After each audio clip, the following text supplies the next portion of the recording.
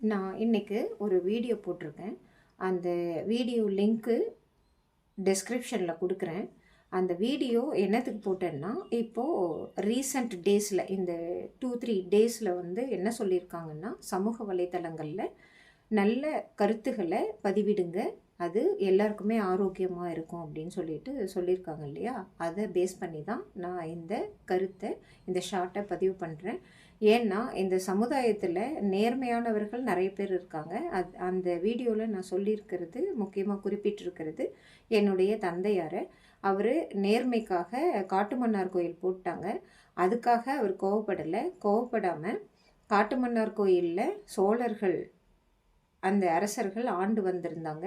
அதில் ராஜேந்திர சோழனோட ஆட்சியில் உளவுத்துறை அதிகாரியாக புவனதேவிங்கிற ஒரு கேரக்டரை கொண்டு வந்திருப்பார். அந்த கேரக்டர் அங்கே நடக்கிற, அந்த சோழ தேசத்தில் நடக்கிற ஊழலை வெளிக்கொண்டு வர ஒரு கேரக்டராக உருவகிச்சிருப்பார்.